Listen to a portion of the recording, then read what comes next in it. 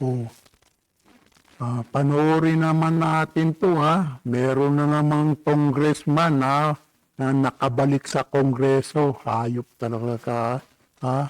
Congressman De Los Santos ha. Yung mga pamilya niya ha. Umorner daw ng 13 billion.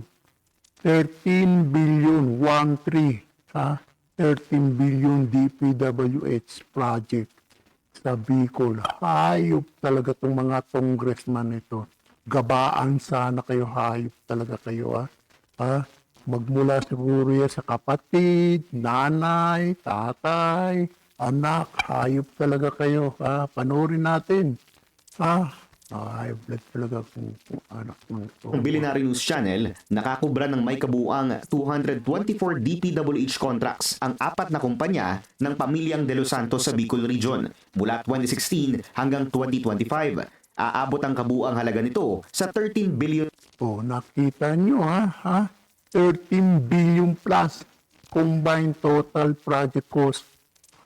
Ayop kayo, kabaang sana kayo, anak ng kawawang Pilipinas talaga ha.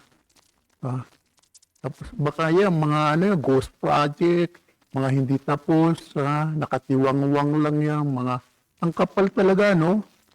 Nakabalik sa kongreso, hayop talaga tong Comelec nito eh. Magkano kaya ha? Nagtatanong lang. Comelec, magkano? Hayop talaga. Pesos. Nakapangalan ng WCS at RCDS sa kapatid ni Congressman De Los Santos na si Kapatid ayan, kapatid. Sabi ko na nga ba kung di kapatid, nanay, anak siguro. Raymond Go De Los Santos. Sa nanay naman niyang si Maria Gracia Co De Los Santos. Nanay naman ngayon, ang kakapal talaga ng mga mukha talaga. Hayop talaga. Nakapangalan ng Weir Enterprises. Habang sa isang Wilfredo Co De Los Santos naman, nakapangalan ng Three Diamonds.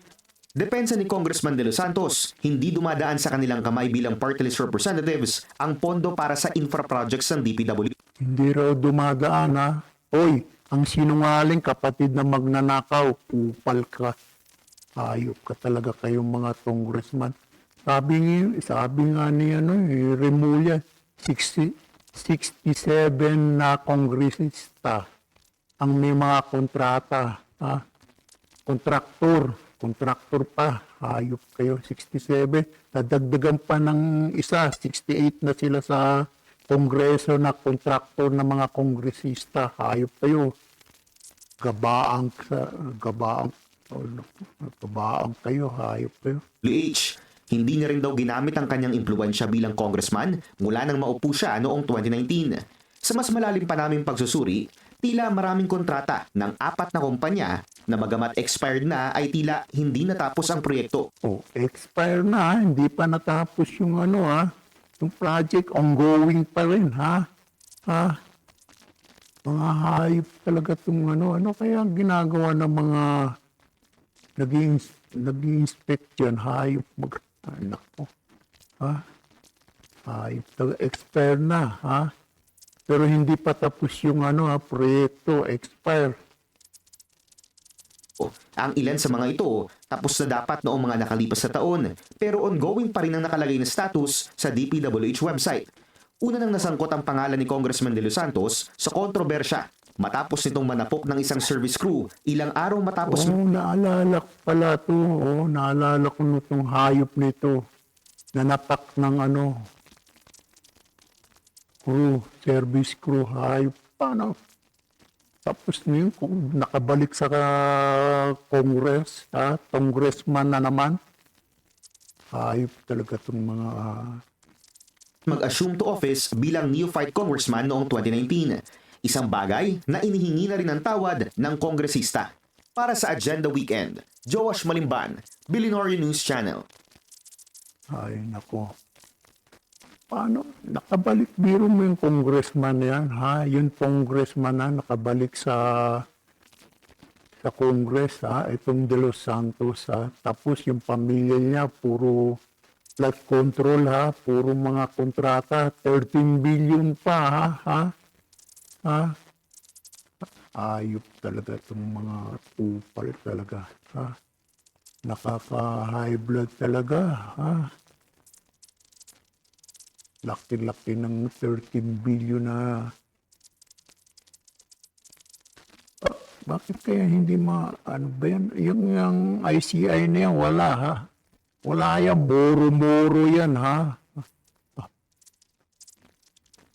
Due process eh. Sabi nga ni Erwin tsaka ni Tukmol, ni Rapi, ayaw ng due process eh. Ayaw eh. Tapos, ha?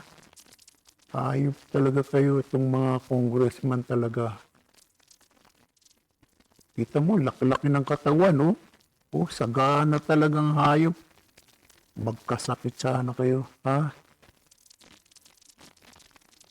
Panoorin niyo yung ano, ha? Yung birdie wish ni Cara David. Mamatay sana ang lahat ng kurako sa Pilipinas, ha? Mga hayop kayo. Grabe kayo, 13 billion, no? Oh, 13 billion. Magkakapatid, nanay, hayop talaga, hayop talaga. Sinungaling pa.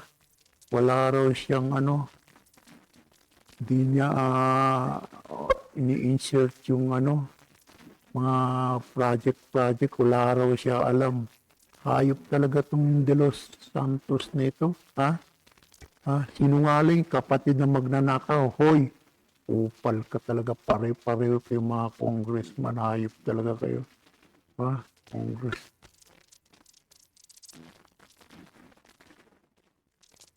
Baboy.